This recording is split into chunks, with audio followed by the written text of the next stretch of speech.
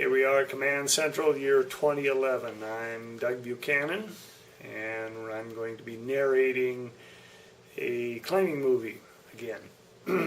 And all the props are in order. I'm going to be looking over there at the screen, and I'm going to look at be looking at the video that you'll be seeing most of the time.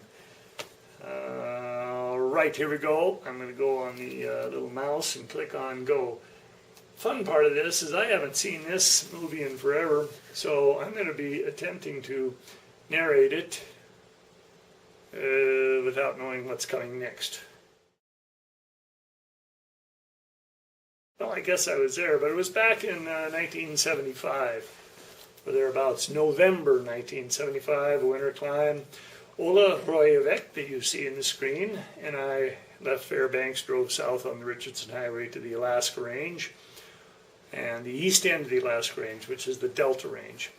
Ola is from Norway, and he was in Fairbanks at the time doing his PhD on pulsating aurora borealis. Interesting chap. I learned a great deal from him. So we were doing some climbing back then. And we went up the Canwell Glacier, up to Yeti's Pass. We're going to take 2 days to get up to where we want to climb this obscure little hill. Very easy walk uphill. But nobody had done it. And we wanted to just go out and have a nice time skiing up the Canwell Glacier. I was using a little Super 8 Bolex movie camera, and did not know a whole lot about taking movies, but that's okay. We didn't know a whole lot about anything. And if I'm guessing correctly, this picture is already up at the 2 days up at the pass, and we're heading out of camp and going to climb that little peak you see over the ridge. There's a Yeti's Cap, a mountain that little rock nearby hadn't been done, and like this one we're about to climb, that's the little hill we're going to climb this time. Yeti's Cap was done a couple, 3 years later or some other time. We're going to head right up the near ridge of this. We might be looking over at the Yeti's Cap in this film a fair amount on account of it's such a cool little rock and was enticing to everybody who saw it. It's the old, we got to go climb that thing. Ola has, both of us had day-glow orange snow sloggers. The old MSR Thunderbird ice axes that came out, first really good all-metal, inexpensive ice axe. The Chenard did not like it all because it was a day-glow metal snow slogger. It's a really good day-glow metal snow slogger too.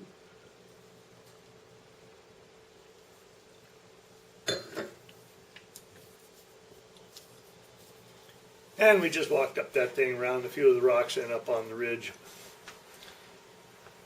It looks, all mountains look easy from a distance, and they usually are until you get up into just little short stretches where you get more interesting little things to do. All these little mountains, all the more interesting things to do are short. So it's nice, it's pleasant, it's a gentleman's sort of climbing. And gentlewomen's sort of climbing too, of course. If I light this stinky cigar up before this thing is over, we're going to have to open the door.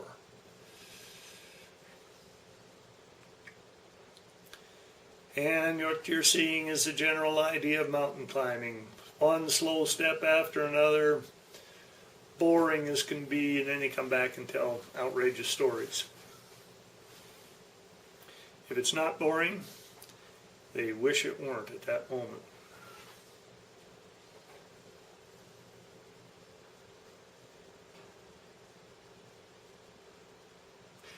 This is the Rotten Rock section of the Alaska Range. The whole Alaska Range is rotten rock. It does have a few granite sections or granite portions of sections, and those are nice, but generally speaking, it's nasty, crumbly country rock.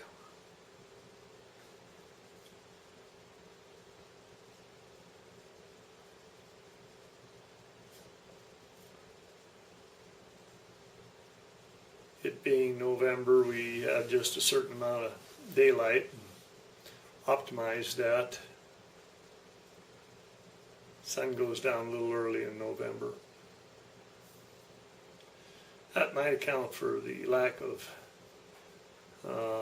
filming on this, because we did move when it was not light out, mostly to ski in and ski out.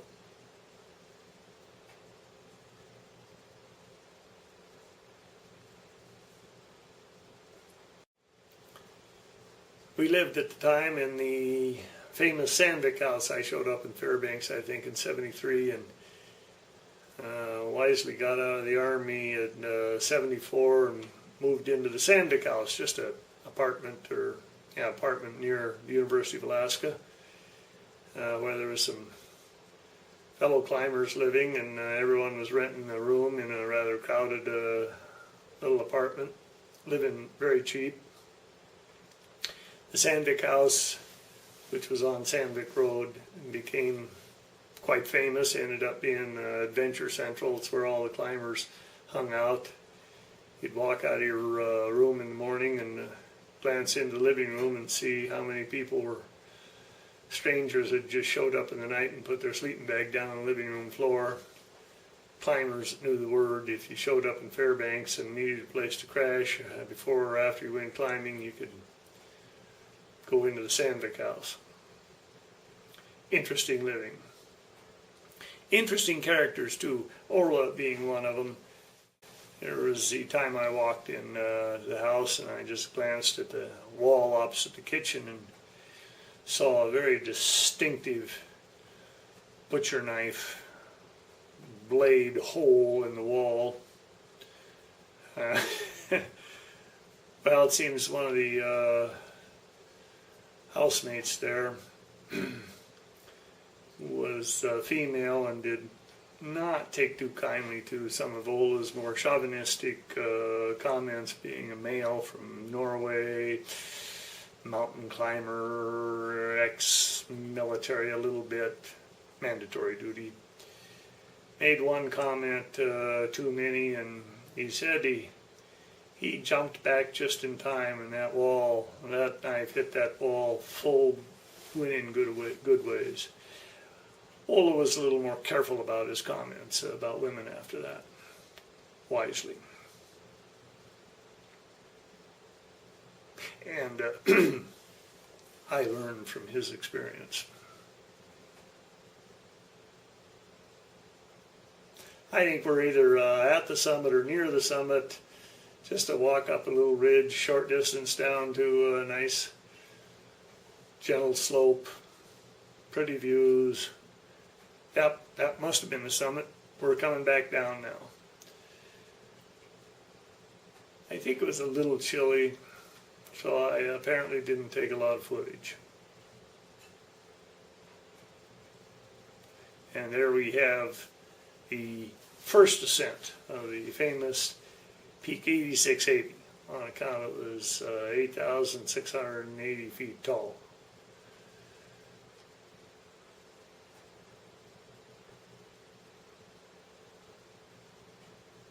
Now this is really going to be embarrassing if that wasn't the summit. Here we are, looks like we're climbing up a little bit, but there's a little up and down on that ridge, so I rather anticipate we're still going to be going down. Sure hope so. I was in profound error. We're still going up. That was not the summit. Ignore everything that was said. We're still going up, as you can see. That must have been a little bump going up over one bump on the way up to the top.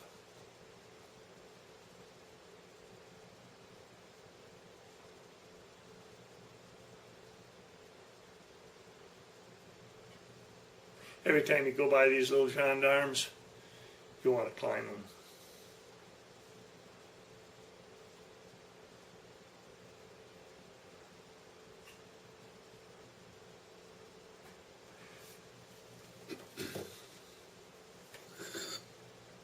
Oh, This is Lagavulin 16, the gold standard of scotches. Very peaty. It's like taking some really old peat and squeezing the water out of it and drinking it.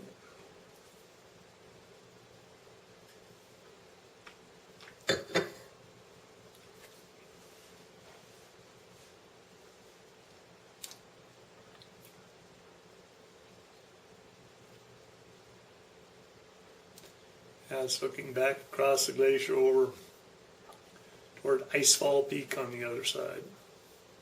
Just bumps on ridges here and there all the way along.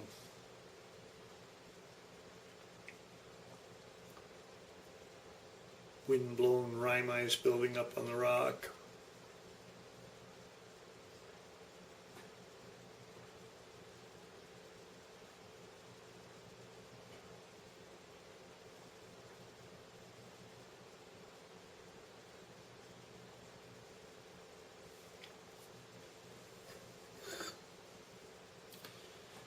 This movie gets going too much longer. I'm going to be lighting that cigar.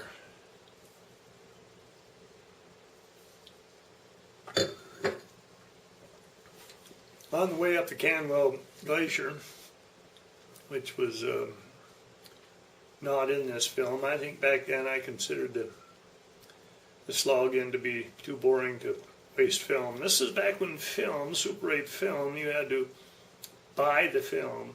You had to develop and pay for the developing of the film.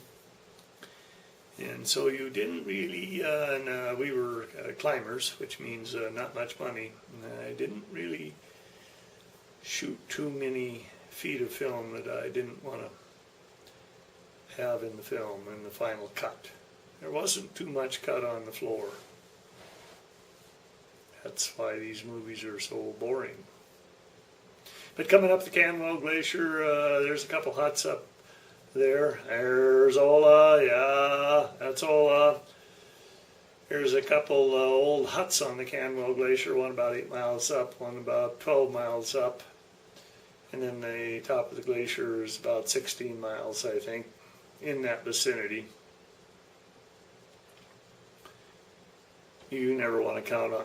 The second hut is definitely a little, takes a while to get there. If you're going by it, you'd rather just set up a tent instead of go up to the slog up to the hut.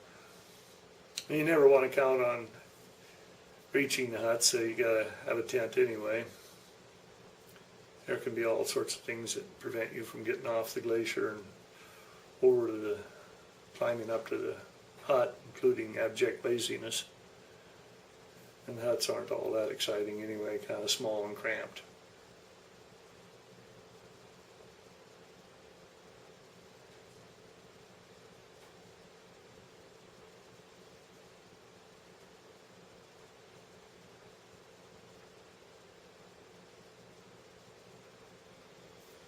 Canwell Glacier is kind of a nice glacier to go up. It's a little nasty moraine down at the end. You got to thread your way through the rocks and stuff. In the summer, you're walking on unpleasant, muddy rocks all the way up. You'd rather go in the dead of winter when you can put your skis on right at the road and ski up. But if you know where to go, you can go all the way to the summit without being roped up, because there's, if you know where the crevasses are not, you can do it. If you don't know, you don't even want to think about it. I don't think I've ever skied all the way up there unroped. There are some crevasses coming in at certain places, and in 1 year time a crevasse can crack, go all the way across the glacier, so you generally do not want to play roulette with crevasses.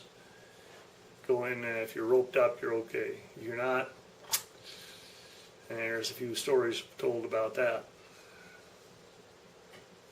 In fact, it is not too far from here. There is on another glacier just over the hill around the corner.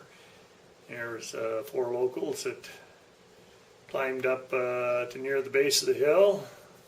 They did the thing that you tend to not want to do. Classic case. This actually happened. They gathered up, all four of them, right next to each other for lunch. Didn't probe where they were gathering up. And one of them stepped back right there, went all the way down in a crevasse, slack rope, and wedged down in a crevasse. And before that person, the other three were able to get her out of that crevasse using a pulley system and everything else. She was suffering serious hypothermia. Hey, here we are on the summit this time. This is the real summit. This is not that, I sure hope it is. Looks like the summit. Yeah, we'll see if he turns around and waves or something. There, the perfect summit. All right, yeah, this must be it. Yeah, so don't ever group up on a glacier where you think there are any crevasses right there. That was a very serious situation. They got out, ruined their climb. They got back down. But now there's looking over at the Eddies Cap from up here. It isn't much. It's just another little rock on the ridge. But nice view on top of the summit. Look around the world. There's Mount Drum down to the south. There's the Eddies Cap up close. There's Gakona's east or west peak over there behind it. Eddies Cap is a nice little walk up on the backside and scramble through some nasty rock. There is Snow White, a little double-peaked hill that is climbed on occasion. It's a little closer than this one to the road. Mount Shan, Mount Moffat, a few of the hills over across the river and highway off to the west.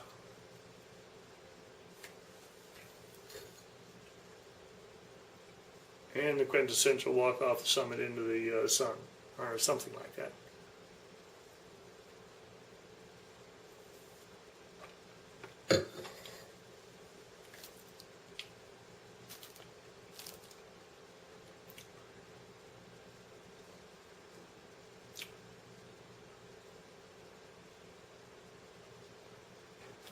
This was an extremely pleasant climb. Reasonably good weather. Oh yeah, occasionally the rope gets snagged.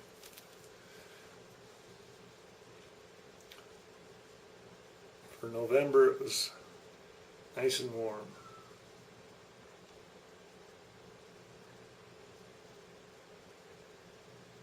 Temperatures in the winter, we don't tell anyone, it's usually plus 10, minus 10, comfortable. But all the stories you'll hear is about 40 below and 70 knot winds. And they happen on occasion. If you go climbing enough times, you can genuinely get in serious cold, serious wind, nasty, and you'll tell those stories about all the other climbs. And when you have slideshows of a climb, there's still pictures. So you can pretty much claim what you want. But when you got movies, try to tell someone it was nasty weather and 50 below. Yeah, the people look at the movie long enough and they realize, no, it was actually kind of nice and warm and pleasant. So there goes your stories. So these movies haven't been shown for many years, so I might have to adjust all the stories I've been telling all these years.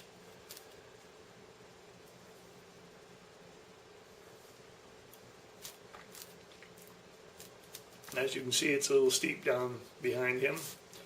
Fortunately, he's not going to go down behind him. He's going to go off around the corner where it's not so steep at all.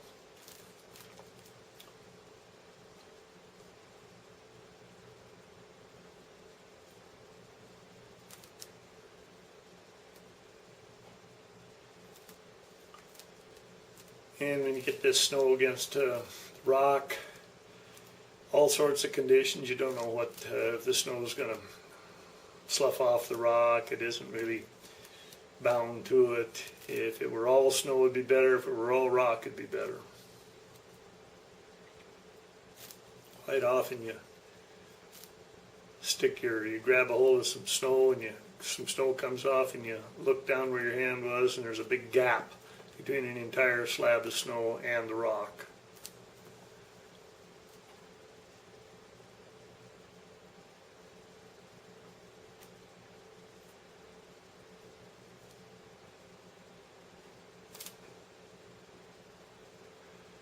That piece of equipment on his right, the snow fluke, they were popular for a while.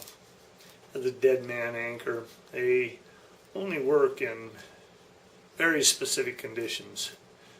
They got used a lot for conditions in which they would not work whatsoever. But they were good in theory and good in those very few conditions.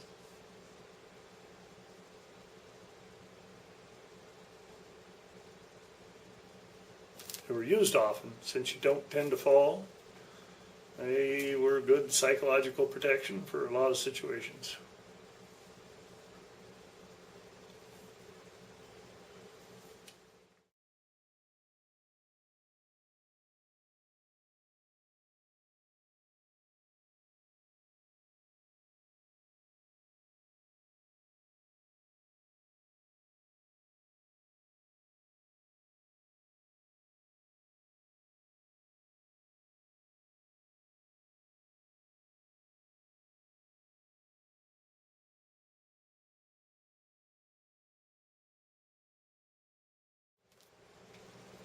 If you ever want to go on a nice pleasant thing, park the car by the Canwell Glacier.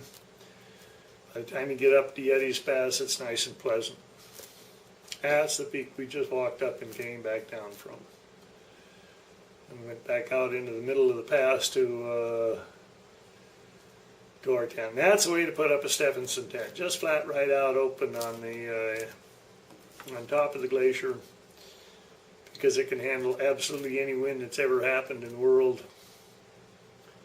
And you don't have any stuff around it to drift in or have problems with later if it just snows and blows little. Now, unlike myself, Ola was a skier, being from Norway. And even with a 100-pound pack on, he did very well on skis. I was a little slower.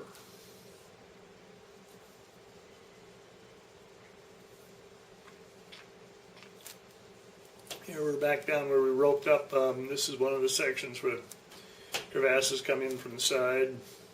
Two places on the Canwell Glacier that crevasses come in. Of course, I haven't been there in a few years, and it only takes 1 year for cracks to happen on a glacier anywhere, except a compression zone. And I'm not too sure about those places either.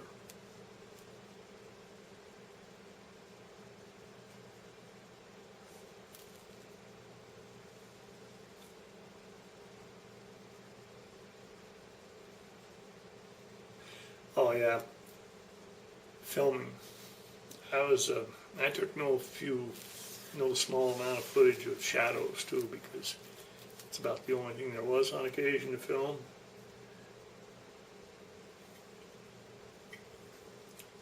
Yeah, this is the best part of the climb, coming down slope just enough to where you can actually ski and not fall over as often. Getting down the moraine, now it's just plain up and down and around, and you hit rocks and you fall over, and you don't hit rocks. That's one of the little moulins or caves in the bottom of the Canwell Glacier, another real popular activity for the bottom of the Canwell Fells and Kazarn glaciers, or any glacier, is all the water erosion caves and tunnels. Good exploring.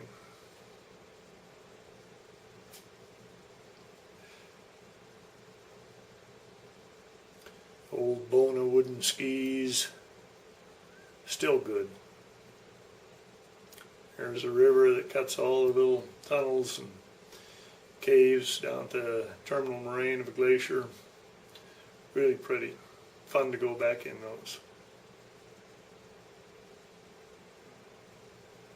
Now, back down on the river, flat, nice, off the moraine. Still just as cold, but very comfortable to get there. Every time you get back down there, it's nice. Here we are, the cameraman doing his just learning and playing with the camera. He thinks that's cool. And come to think of it, at the time it was. That's it. That's it. We're out of Lagavulin 16 brandy.